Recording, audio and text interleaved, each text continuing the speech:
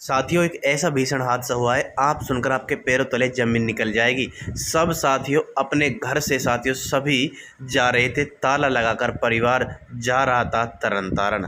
साथियों, ऐसा हादसा हुआ कि साथियों अब परिवार का कोई सदस्य ही नहीं बचा।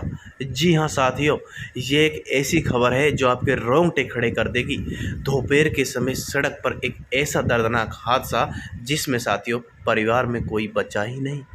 साथियों, आपको बता दें कि ये खबर जागरण पत्रिका दोस्तों निकल कर आ रही है कपूरथला जिले के बरदीपुर के एक परिवार के 4 सदस्यों की तरन तारण जिले के कस्बा फतेहाबाद के नज़दीकी बात करें वीरवार को दोपहर सड़क हादसे में दर्दनाक मौत हो गई। उसकी बात करें दोस्तों, मृतकों में कुलदीप, उसकी पत्नी, दोनों बच्चे इस हादसे में काल का ग्रास बन गए।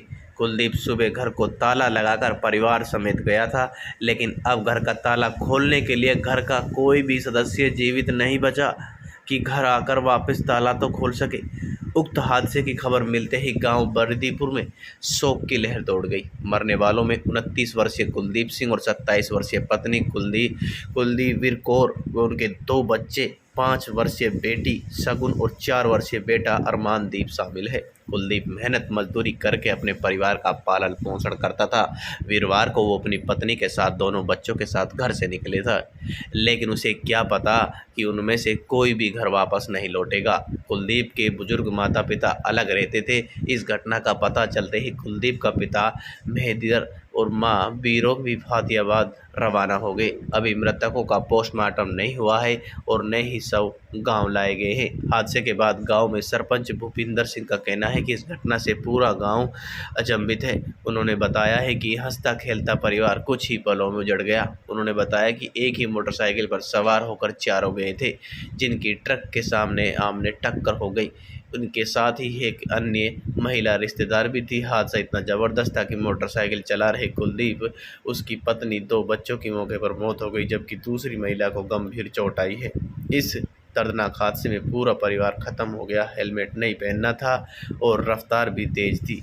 देखा जाए तो बाइक सवालक गांव बरदीपुर निवासी कुलदीप सिंह की भी इसमें लापरवाही है।